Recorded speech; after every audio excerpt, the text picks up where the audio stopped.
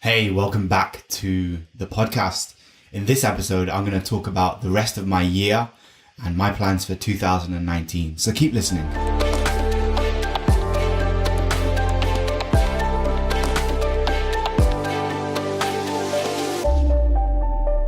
Hey, welcome back to the Lost in Life podcast. This is Keshav Bhatt and you're here with me one-to-one. And I'm going to cover in this episode the second half of my yearly review. In the last episode, the very first inaugural episode of this podcast, I talked about my 2018. I talked specifically about my reading goals, my learning, and some of the takeaways. And it was all based on my yearly review, which you can go and read on my website, keshavbhatt.com, and then go to my blog page or section, and you'll see there 2018, my yearly review, or you can Google it, you'll find it. It's very easy.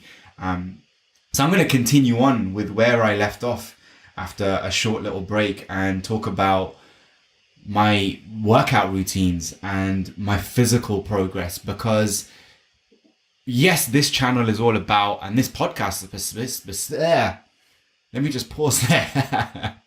This podcast specifically is all about mastering your mindset.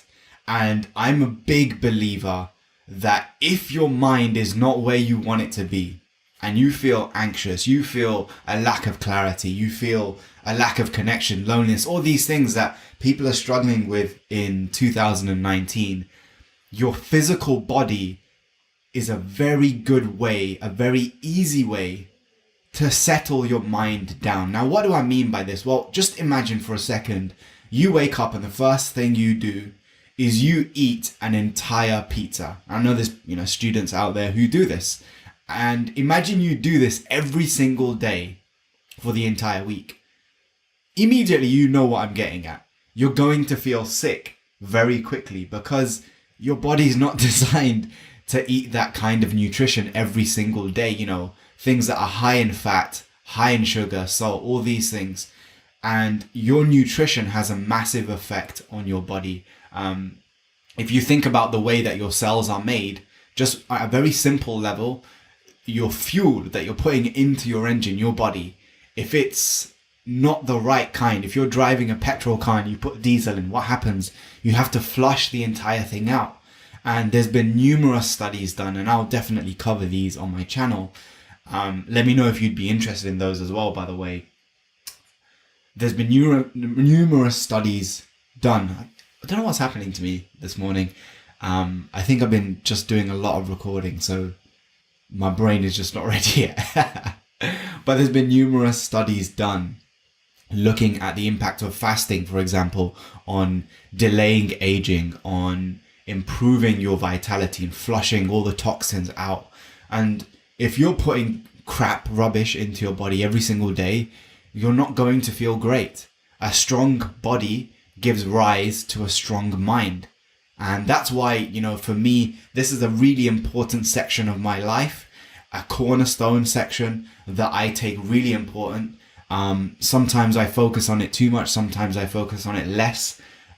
For example, currently I'm taking a break from the gym for a couple of days that I don't really want to take, but I overstretched my back, so I want to make sure I heal correctly and I give my body plenty of time to recover. So this year, I'm just looking at my workout consistency, and my goal this year was to improve my consistency to over 75%. Now, I try to train anywhere between 3 to 4 times a week. So that gives me a running total, if we're saying 4, of 192 possible workouts. So the first question I'm asking is, did I show up? And of 192, I worked out a total of 155 times. And if you average that out, that's about 12 workouts every single month. So I basically missed a week's worth of training every month is one way you could look at it. Because I did 4, 8, 12. I could have done 16. But I generally find doing 16 is quite difficult. Now, I could lower it, but I find when I lower it, I end up, lowering my target and lowering the minimum and maximum range of how much I do train. And that doesn't really help me. So I like keeping that goal as high as possible.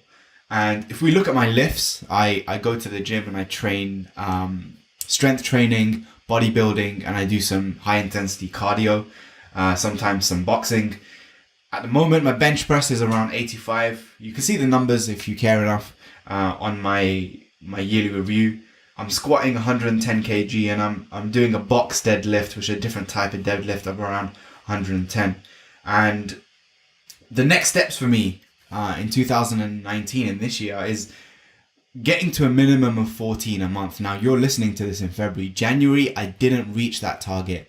There was a lot going on, and for various different reasons, I had a slow start to January. So February, I gotta make sure, and this is why, the back issue is kind of frustrating. But I'll be back, it's, I think a big thing I was thinking about this morning is you've got to be patient. Sometimes right now I feel like going to the gym. I have time, but it's better for me to just wait, make sure that, everything is healed, because the last thing you want is an injury. And one of the things that I've actually written in my yearly review, and something that I think is a big lesson, not just in the gym, but in life, is not taking shortcuts. There was one workout where, because I was racing ahead for time, and I didn't have to go anywhere, I was just rushing for no reason, I injured my back actually. And it's probably one of the worst injuries I've had, to the point where I was struggling to actually walk, sit, do anything other than lie down. I sprained my back, and how I did that was the most ridiculous way possible.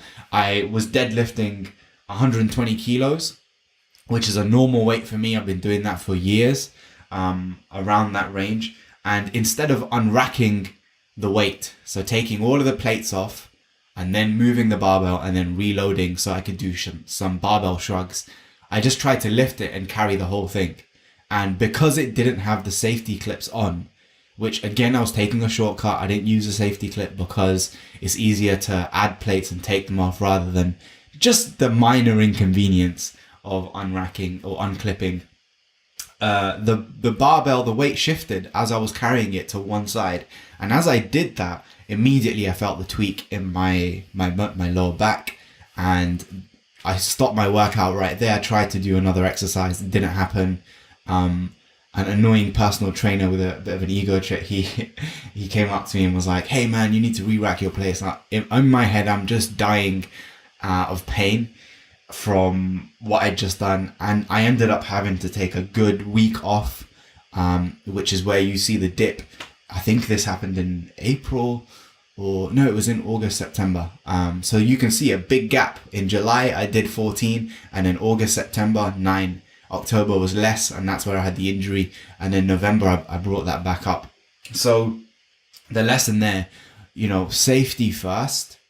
Don't try and take shortcuts. Always focus on the fundamentals, no matter how much of a master you think you are. And this is just a small example from my own workouts, but think about where else in your life you're trying to skip the basics, like putting the safety clips on, or like, starting your day right and writing down your goals. There's all kind of fundamental things that we all know we should do, but sometimes we think we're above the process.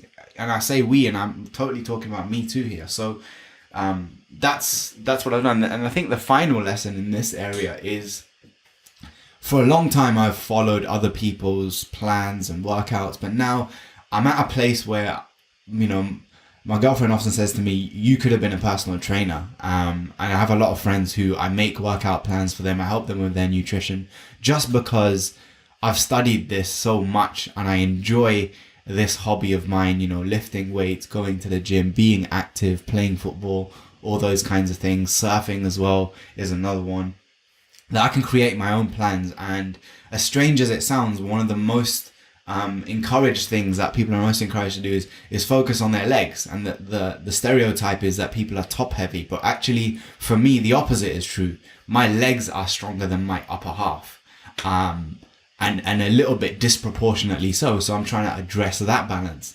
And I gave myself permission this year to actually focus more so on upper body. So I'm actually going to do more chest, abs and arms in order to increase the mass on the other side. So that's how it went. And then I've got another section here on flexibility, being proactive throughout the day. So steps, I think, is a big one. We spend most of our days sitting. In fact, I'm sitting right now, so let me stand up.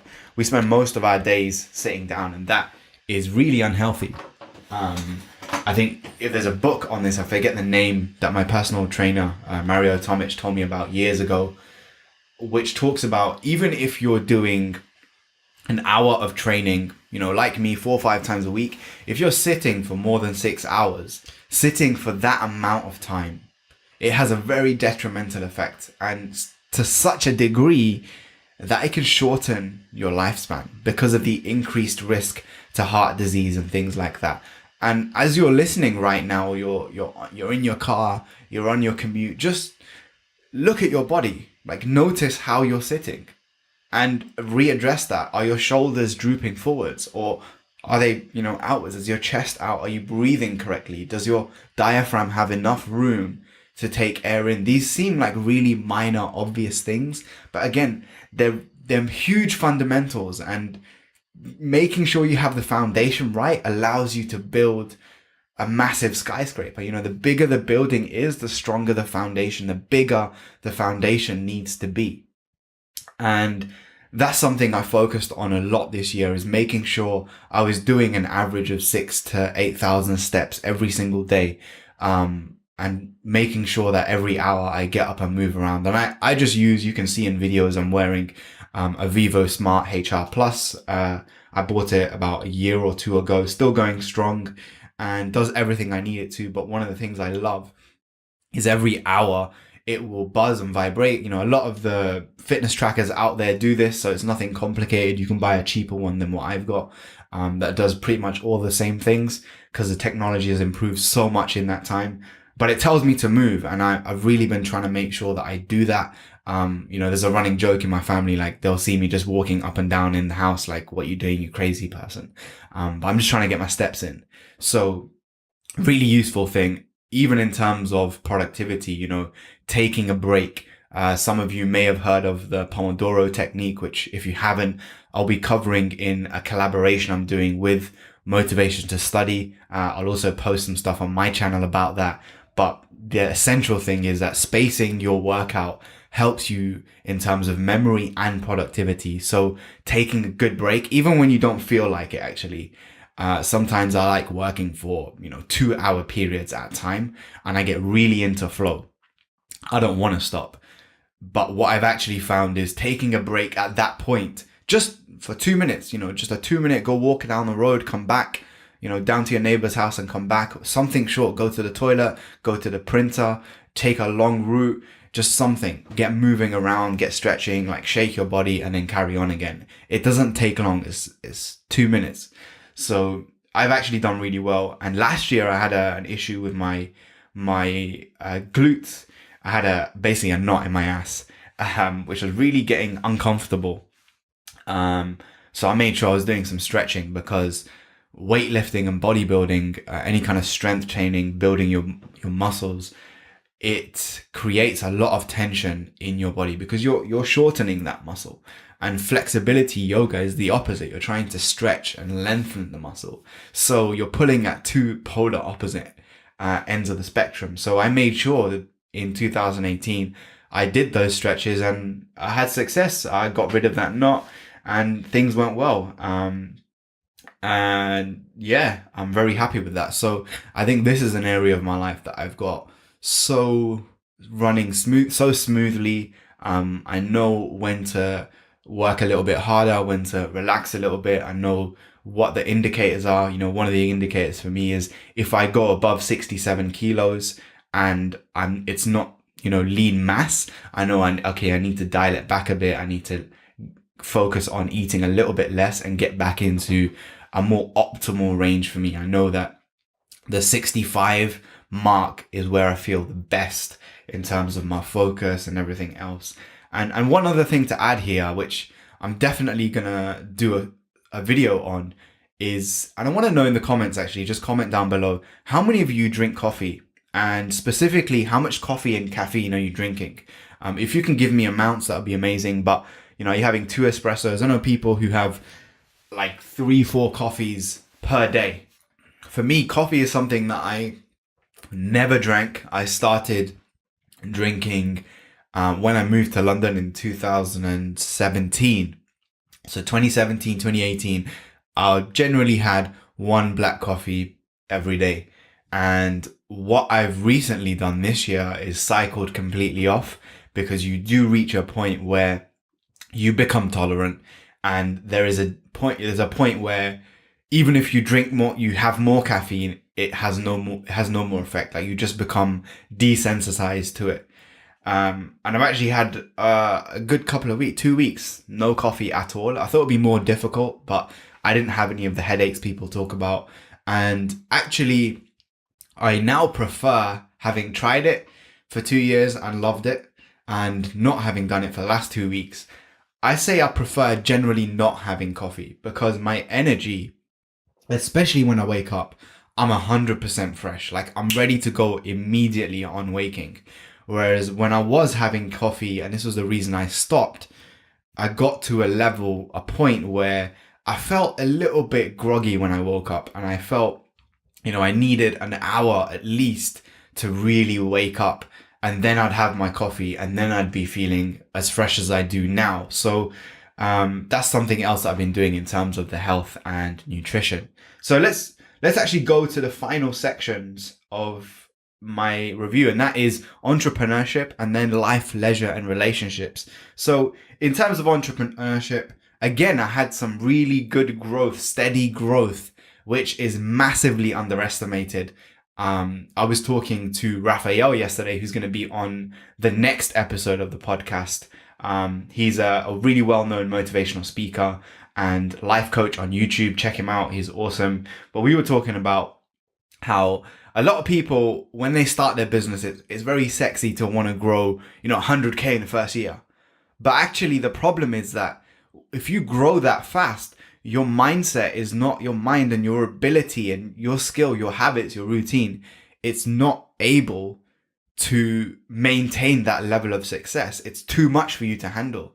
And sometimes having success too early, and I mean, whatever kind of success that could be, getting an Olympic gold at the age of like 16, or winning something too soon, or getting too many good grades too quickly, it can be a negative thing, because you're getting rewarded for negative behaviors, or you may not have the right routine or the mindset. So steady, slow growth is massively underestimated. And I know, for those of you who are listening at this stage in time, I'm not expecting this podcast to get massive, crazy views. That's not why I'm doing it. I'm doing it literally for Team KB. And if you're part of the squad, hit me up down below. I love talking to you in the comments. And, a lot of you message me saying, man, how do you not have more views or subscribers or all these things? And the answer is, one, because I'm not good enough yet. And I say that with no ego or bitterness, but I just see it as, I just need to improve, man. I can take my videos to another level still, and I know that. Equally, I think it's also about steady growth. Being able to grow slowly and getting to know each and every one of you. I see regular comments from the same people, and that means we can build an actual connection.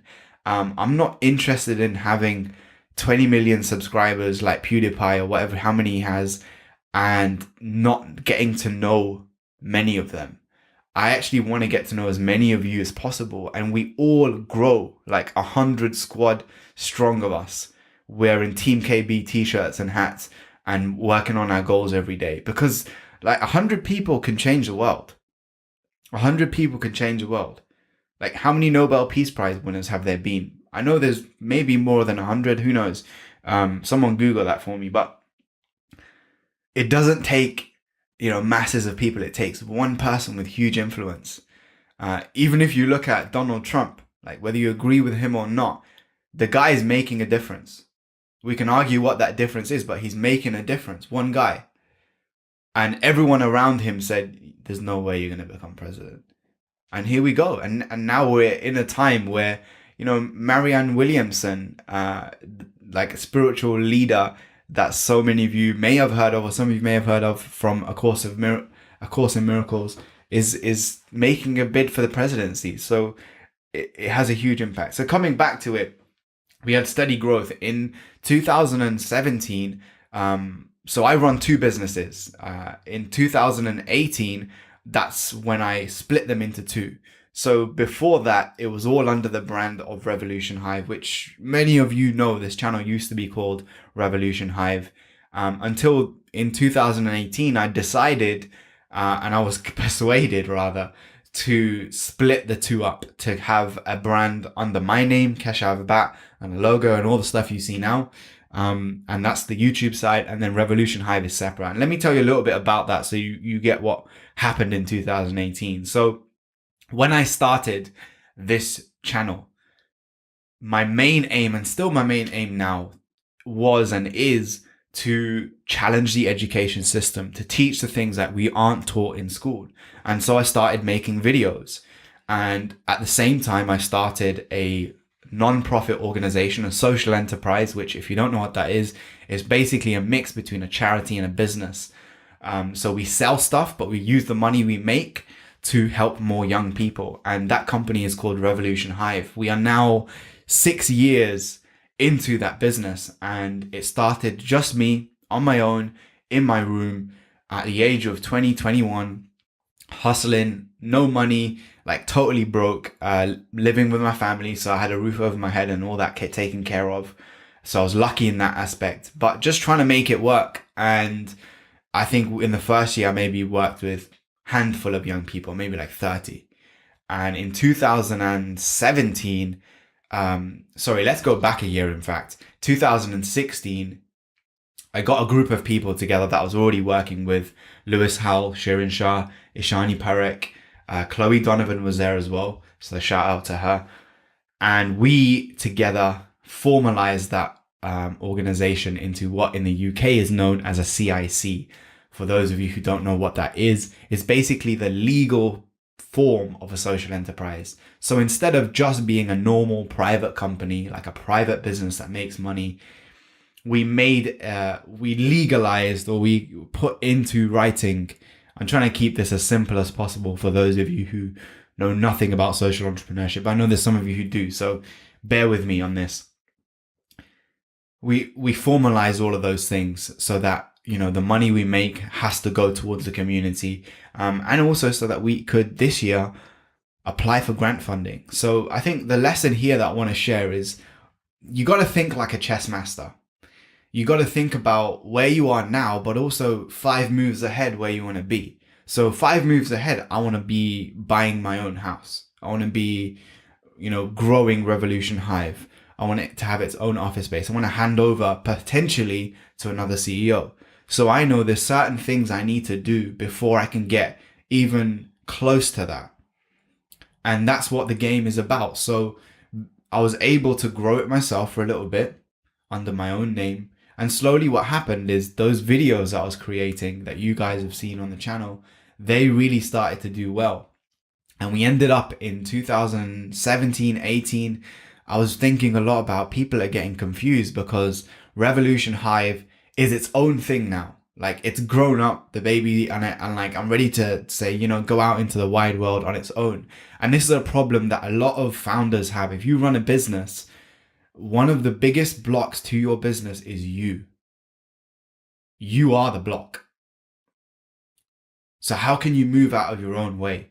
And a problem that a lot of founders encounter is they may be good to grow it from 0 to 100K, but they may not be the person to grow that organization from 100 to, you know, 1 million. Because it brings with it its own unique challenges. And yes, at the moment, I'm able to grow and do those things, but eventually there will definitely come a point where somebody is better equipped. And with an organization like this, it's not a business that I'm doing for profit. It's something I'm doing to try and help young people, especially we're focusing on those who, what we call in the UK, disadvantaged backgrounds. So, you know, ethnic minorities. I'm talking some kind of learning difficulty, some kind of thing going on in their family background. They have less than average income.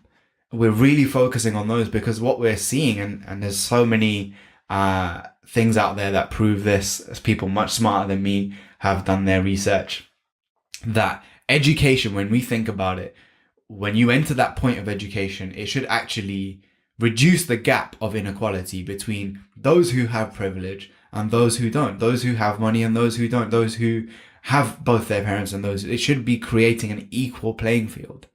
But what's happening is that there is a structural inequality being created because over time, that gap isn't removed, it's accentuated. It's getting bigger.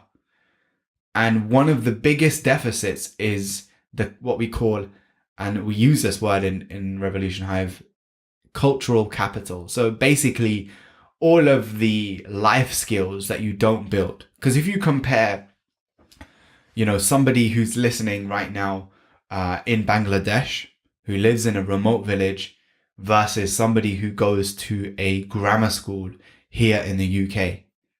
Now, we have free Wi-Fi, public libraries, all kinds of resources. We have, the internet is a huge advantage. But this person in Bangladesh may not have access to those things. They may have the same talent, the same, even more willpower perhaps even, but they're at a disadvantage in this race. And that's how privilege works. I will be doing a whole course on inequality this year, like I mentioned in the last podcast. So we've been working to try and reduce that in our own tiny little way. And in 2017, we managed to reach 1,498 young people, which was a record. And, in 2018, it got to the point where, I was looking at what I was doing on YouTube, the coaching, the videos, and Revolution Hive, which has its own purpose, its own mission in life. And that is to teach young people about the life skills they don't learn in the classroom.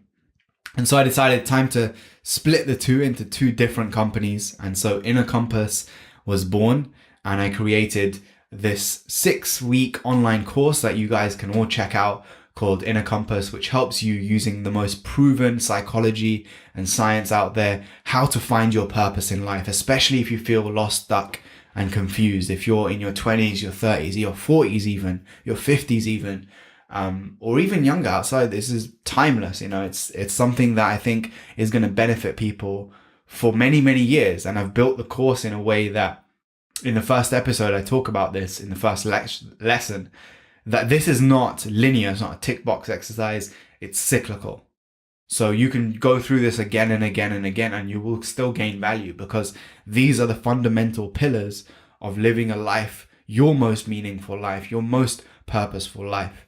So we created that. I worked with a company that has been helping me to put that together and put that out there.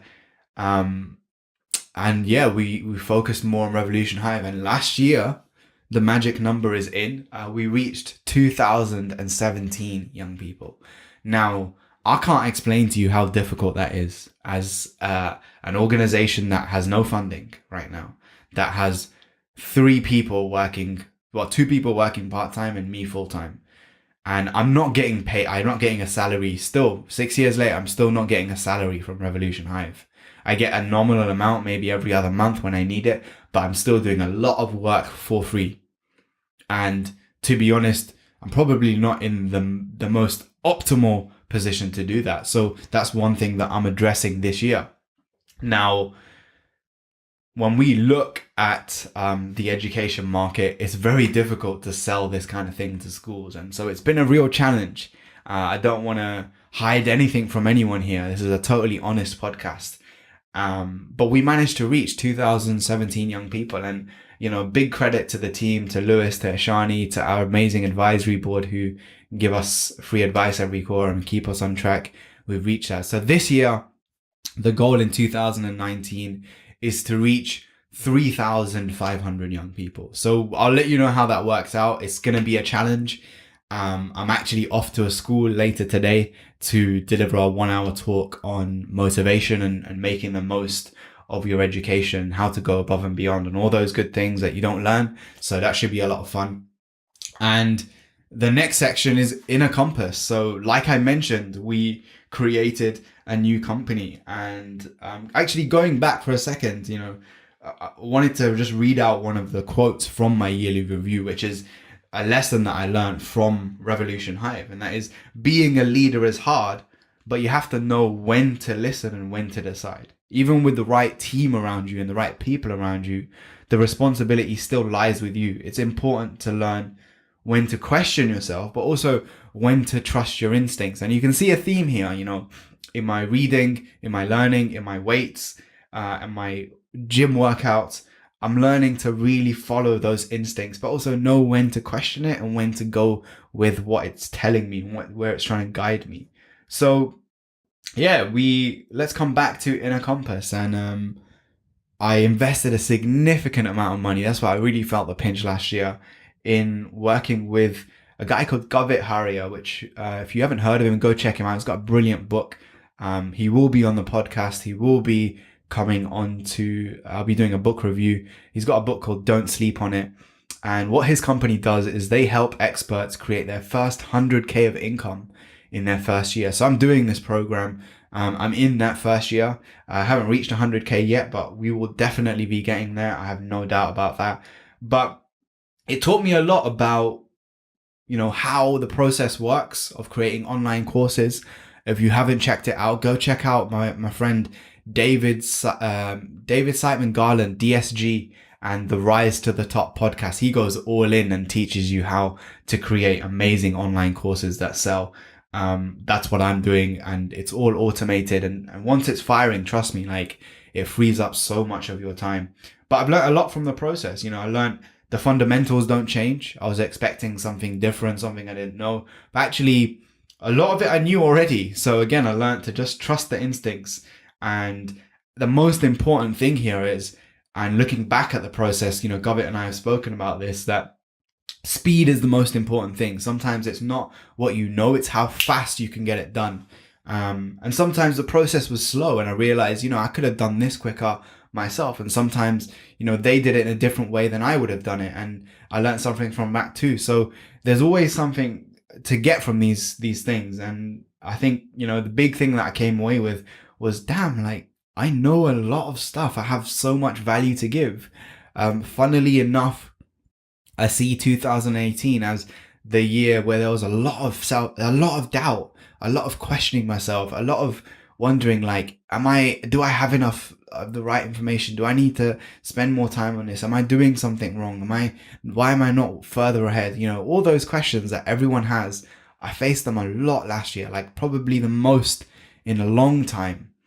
And it really taught me, like, yo, like, it, plenty, like, you're on the right track, keep going. So, that really, really helped a lot. And I think the other lesson I would give all the entrepreneurs out there that are listening is two things. One is, the speed at which you test things, I think, is really important. If you're going to create content, even on YouTube, if you're going to create an online course, if you're going to put significant amounts of money into things, do your homework, do your research, find out, what do schools want? That's why Revolution Hive has been such a success in the last couple of years, is because the first thing we did when we created our CIC company together, I brought the other directors on and I created the team, was we actually went out and asked young people, like, what do you want to learn? And so we know. So when I'm in a conversation with a head teacher and they tell me this is what I think they need, I can say, I'm sorry, can I just stop you for a second? Actually, the research and data is telling me, based on the work I've done with your specific kids, this is what we need. And my expertise tells me here's where we should go. So this is what I recommend to you. And we have a conversation about, what it should be. So that's the first one. And the second thing is making things easy, like, to execute. This year, I'm going to be making as close as possible to daily videos. And so what I've done is restructured my entire room so that I can film right away. Because I don't know when inspiration is going to strike. And I want to make sure that it finds me, one, working, but two, ready. Like, I just have to turn the camera on. And in 2016 and 17, when I moved to London, the shift that occurred and the reason you saw less content was, one, it was a less priority, but two, it was more complicated for me to film. You know, I had to book a scheduled time and space in a studio at the YouTube space and all these things. And it was glamorous and cool at the beginning, but then it just kind of became a bit of a headache. You know, I was looking at the diary the other day for studio space, and it's like 2 weeks from now. So I'd have to film all my content in the space of a very short window. And then I moved to Boulderton Capital. Shout out to them for still allowing me to film. I still go there. Really like the space, that, you know, the ones where you see me on that brown leather couch. That's where I am in those. And even then, you know, I had to book time in because, you know, these are other people's spaces. And if I want to really go all in on YouTube, I need to have access. I need to have my camera equipment ready. And I don't want to have to carry this massive piece of equipment around on the tube, you know, and getting funny looks too. Like, we'll come back to that. But like I was saying last time, I'd be getting on the tube. I'd be wearing a hat. I've got this beard. I'm brown. I've got this massive backpack. And unfortunately, sometimes people do have their own prejudices, and I can see them kind of looking a bit nervously at me. You know, I just smile back and say, hey, like, I'm friendly. I'm not going to blow you off or something. Like, just relax. But, you know, make it easy for you to execute. Like, if you're thinking about your routine right now, and let's say you want to read in the morning, well, like, instead of having your phone next to you, have your book next to you. Like, imagine if you just literally counted how many times you touch your phone per day. And there's apps out there that can give you this information. And then go look at, well, what if I touch a book, like physically just put my hand on a book 80 times a day? One of those times you're going to open a page and read a paragraph. And then the next thing you know, you're reading. So whatever it is, think of the minimum viable version of what you're trying to create, whether it's a business, a product, a service, a habit, a mindset, a video, anything. Do the tiniest thing, test it, and make it really, really easy for you to take action, because complexity is the enemy of execution. Like, the more complicated it is, the harder it is to do. So keep it simple. There's beauty in those things. And, you know, coming to the final section of my review, I think, like I mentioned, I had a few months of this existential crisis of, like, who am I? What is my mission? What is Keshav Bhatt all about? As I, you know, created this new brand, and what do I want it to represent? How do I want to come across? And actually, I realized, like, I didn't need to start new or find a new answer. It was the same question I've always asked. I just needed to pick up where I left off and carry on what I was doing 2 years ago. So another big thing is, you know, it's okay to not finish things and then come back to it later sometimes. Like, I have videos that I film and I don't edit them for a while. I still have content from 2 years ago. A Force of Nature came out in 2016. I'm still sitting on it. I haven't released the video yet. I'm editing it. I mess around with it sometimes, but there'll be a time where you'll see that drop on the channel. When it does, hopefully it'll be something epic and something you can all enjoy. So there's always a time for these things. There are a few fun things that I did last year, totally random, outside the box. I started learning piano, just for fun. Like, and this is the thing I keep saying to people is, I really love, one, the complete noobness that I have when it comes to piano. Like, I had no idea what I'm doing, and I'm just approaching it as a complete beginner. And this is known as something called, I think in Japanese culture, if I remember correctly, or I can't remember where I picked this up, I think it was James Clear, Shoshin, the beginner's mindset of being completely empty, completely fresh. And having been able to experience that with every piano lesson I go to, and there are, all of the other students, by the way, are between the ages of 5 and say 10. I'm the oldest, but I'm also like a big total beginner. There's 6-year-olds that are way better than me. And I like that because it's an area where I'm not an expert. I don't know anything, and I can approach it just for the love of learning. I'm not trying to become a pianist. I'm not trying to, play in I've played in a concert now for fun, but I'm not trying to go anywhere with it other than just the love of learning. And I've spoken about this in videos you've seen this week. I talked about warning signs in the Insight course, which if you haven't seen, go and check that out, which I dropped this week. I talked about, if one sign you're in a rut is you're not learning new things. You're not doing anything new. And what from a neurological point of view, you're not creating new pathways in your brain, and you're not reversing or delaying the aging process. You gotta, there's no backwards. There's no middle ground here. It's either growth or decay. You're either growing or you're dying. Like, imagine if you stand still, it's like those machines you have at the airport that they're like escalators and they move you forward. If you stand still, you go backwards. So imagine you're standing on an escalator that's going the opposite way to the direction you want to go in. So you have to keep moving in order to go up the down escalator. That's how it works. And you have to do it with speed. And it's kind of fun too. So that was one thing I was doing. Another thing, playing a lot of chess, and then stopping, which is hard, and realizing, I probably don't have time for this. I need to do other things. So, it's just a casual hobby at this stage. And then I actually got to surf again, which I've been wanting to do for a good while. 2017, I didn't. I went to Morocco with my brothers and just, improved again there, and being out in the ocean, doing nothing but sitting on a board and getting battered by waves every day, was a lot of fun. So those are the main takeaways. Next steps, continue with my piano. I've put here finish book 2, which I almost have. I've upgraded my piano, so I'm gonna have to update that goal actually. Going back to Birmingham, which is where my family are, 1 month in advance, been keeping up with that. Sharing people's birthdays in my family. I created this crazy spreadsheet of everyone's birthdays, and as I remember them, I put them in, and then I'm going to share that with everyone. I also created my own pot of money that I save for birthdays. So every paycheck I get, a small amount of that goes into a pot of money, which is just for birthdays. So I can spend it on, gifts, but also experiences, anything related to giving back to my family, because that's one of the most important things. I think I don't share a lot about my family life for obvious reasons. Although, I don't mind sharing certain bits. And they're like the most important thing. Like, most of my time I spend with them. And final goal, and I know a lot of you are going to be excited about this, is I'm coming to India in the final part of the year.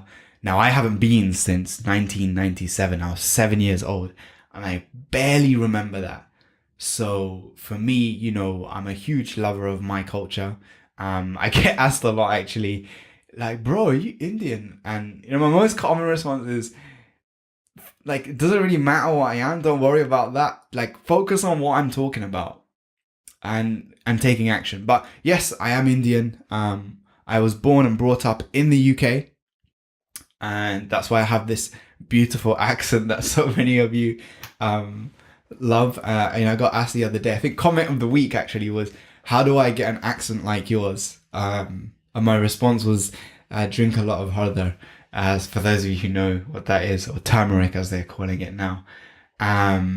So the plan is to come back to India and see my family that are there from my dad's side, but also I want to link up with a couple of you if I can, if logistics allow, and just experience the culture. I have some other things I will be working on while I'm there, writing a lot, but I'm really looking forward to that. I wanted to go actually earlier in the year. My dad wanted me to go too, but I had to say to him, listen, I know I promised you I would go, but this is not the best time in my business to go. And if we schedule it for November or October, I can plan accordingly. So another lesson here, I think I mentioned it earlier on in the previous podcast, but you should be blocking time out at the beginning of the year for your breaks. And it doesn't necessarily mean you have to travel abroad if you can't afford that. Or it could give you a goal to save up for that, but schedule time where, okay, this is where I'm going to hustle for 8 weeks, and I'm going to take a week where I'm still doing a bit, but I'm going at 50-40%, and I'm spending a bit more time reading and just digesting things.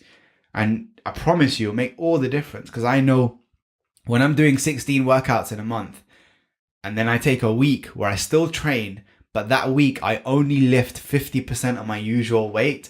One, I focus on my form. I focus on the fundamentals, the basics. I'm focusing on being present in that workout. I'm not trying to go heavy. I'm not trying to, be the biggest rude boy in the gym.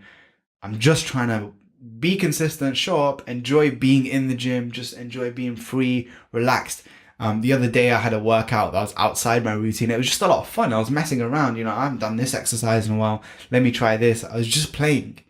And every time I have a deload week like that, the next week, my lifts improve. Like I add a couple of kilos onto every lift and it feels good. So take an active rest, schedule that in right now as you're listening. And that is the review. Final kind of a couple of things that I wanted to also touch on. One, the logo.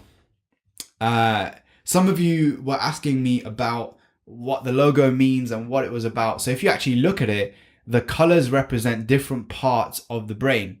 So you've got that orange section, which is the emotion and the kind of spirit part. And that's why I chose the color orange, because even in Indian culture and in Sanskriti and Hindu Dharma and all these other places, you see the color orange. So that was an important color that I wanted to bring in to the logo. And I wanted to show something that is all about the mind becoming free. So you see those little polygon shapes kind of going outwards. But the bit I love the most, and credit to Gurpreet Dosanjh, who designed the logo as part of the ABS program that I talked about earlier, is it has a little bit of gold in the middle. And that part is the part of your brain that is responsible for cognitive function.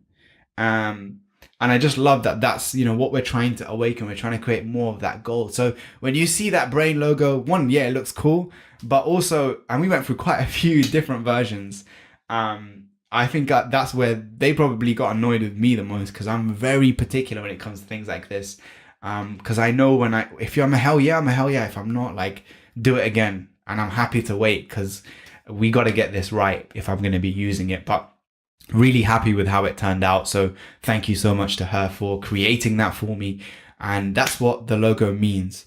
And I want to end with a thought of the day. So you've seen, hopefully by now, like I said, the Insight series on feeling lost, where I talked about the best books on purpose. I talked about warning signs that your life is going nowhere, how to get your life back together. We did a breakdown of Serena Williams, amazing story. Like, I really enjoyed doing the research for that.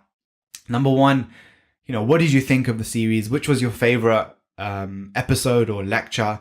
And, show me some love. Please share it. Like I said in the course, like, this is stuff I could have sold, and I didn't want to, because I really believe some information should just be free. It should be available to anyone, anywhere.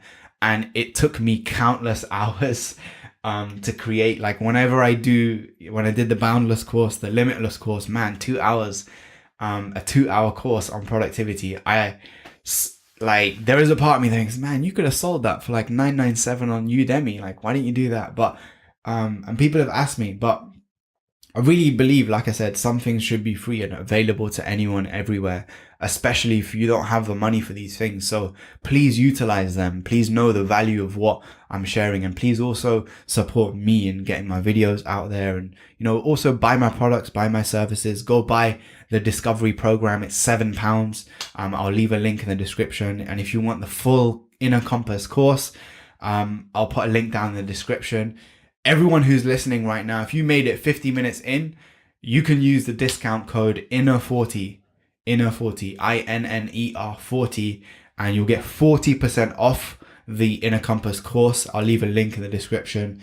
And what do you get with the program? Well, there's 3 packages. You can get bronze, which is just the course. You can get silver, which involves a Facebook group and live calls with me on Zoom and a bunch of other like-minded people, which is amazing. And gold, where you actually work with me one-to-one, if that is something that you would love to do. Obviously, that is the most expensive option, but that's where I pour into you the most, hence the pricing. So let's talk about bronze. There are 6 modules to the course. The first module focuses on clarity. So where do you want to go? How do you find purpose in your life? And the exact tools, the strategies that I've used with myself, my businesses, my clients, to help move them forward. The second module is all about calm mind. So if you're feeling anxious, there is a guided meditation in here that I use for myself, and you see how I meditate. But there's also other tools in terms of what if you don't want to meditate? Because everyone's talking about mindfulness right now, but you don't have to just meditate. Like, you can achieve enlightenment through lifting weights. You can achieve enlightenment and calmness and peace, ultimately what we're seeking, from playing the piano. And that's what ultimately you're trying to achieve. So that module focuses on that. Module 3 is the module that makes people cry. Yeah, like really, if you're in a compass silver or gold, that's the one that you already know you're going to get like huge value out of. And that's all about connection. And we take a look at some of the unhelpful patterns that you may have picked up. And to give you an analogy, imagine when you start learning an instrument. Let's say you start learning to play the guitar. Initially, every single movement on your finger, even the way you hold the guitar, it feels abnormal. So like if you fold your arms right now, you'll notice one arm is always on top of the other. Try and do it the other way. Feels odd. So we have all of these patterns that we pick up. And as you're learning guitar, eventually you go from consciously playing the notes to unconsciously playing the notes. And you don't need to think about how to play. You just play.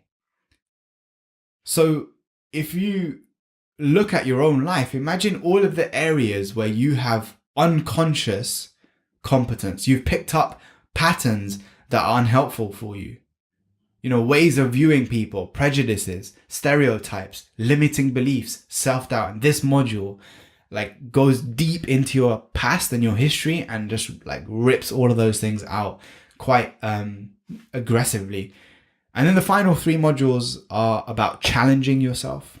There's all these tools on how to stop procrastinating, how to be more productive, finding out what kind of procrastinator you are. We've got a module on consistency, which, you can have all of the other things, but if you're not consistently practicing the other C's, there's 6 C's that make up the 6 pillars of living a meaningful life. You're not going to get anywhere. And I share tools, techniques, and the things that work according to the latest research out there to help you be consistent. And the final one is contribution. How can you do some good in the world? And is the good you're doing actually making a difference? So those are the 6 modules. There's actually a bonus module I've thrown in there. There's an 8-book reading list you get with it. There is an entire PDF workbook with all of the worksheets, all of the exercises in there that took me at least like a month to create and design. So you're getting a really, really cool deal. The cost for bronze is £116. And like I said, you got 40% off. So if you want to check that out, go ahead, support me, help me pay the bills, help me pay for my petrol, improve your life, improve your work. Some of the money will go to Hive too. So you're doing some good there, and check it out. But if that's not for you, you got the free stuff on YouTube. Don't worry. That will always be there. And the thought of the day is that, I suppose, that piano. I've been thinking a lot about that, how quickly I've learned, but also just the vast ocean of things that are out there that I'm not even aware of right now. And, there was a group of scientists actually were asked to do a study into how much of your mind is conscious and how much of it is unconscious or subconscious. And what they found was, when they presented the findings, people didn't really understand what they were saying because it's quite complex. And so the lead researcher, if I can speak correctly, he goes to the front of the room in this press conference and he puts up a piece of paper and he says, okay, I want you to imagine this piece of paper is your mind. I'm now going to shade in how much research and how much we know about the conscious mind, about the mind. And literally, he shaded in a little dot. And all of the rest of the area, the white space, is just stuff we don't know yet. So as much as we're progressing to master our mindset, to master our psychology, and to improve ourselves, and to live our most meaningful lives, there are so many things lying dormant beneath the surface. Even if you think about when you go to the supermarket and you're deciding which chocolate to buy, you go based on what you feel. You don't make a choice based on logic. You don't say logically, I think I should buy Twix over Mars bar. You just think, oh, I feel like a Twix today. That's at a very small level. Imagine the big decisions. Imagine the day-to-day decisions. When someone says something to you that you don't quite like, you're kind of like, what? What do you mean by that? What are you trying to say? And those things happen quickly. Like your brain responds emotionally first and then logically. There's an entire book by Dr. Steve Peters on this, The Chimp Paradox, for those of you who've not read it, where he talks about this. So work on these things. Implement your own yearly review. Let me know in the comments what you'd like to see in future podcasts and how you're enjoying them so far. And on the next episode, next Sunday at 6 o'clock, I'll be dropping it on the channel. I'll be talking to Raphael Eliasen, and Raphael is a high performance coach. This guy has got millions and millions of views on YouTube. He's coached over 600 people in the last 3 to 4 years, and he's going to be sharing his journey and how he was lost and feeling stuck and confused, and how he went from there to being flown to America to coach a CEO and his entire team and his entire family, his relationship, everything, all expenses paid, and how he got to that point just from sticking to his one thing and having clarity on what he wanted to achieve. So as always, thank you so much for being here and listening with me. This is like a phone call between me and you right now. I hope you enjoyed it. Show me some love in the comments. Let me know what you think. And I'll see you on the next episode. Peace.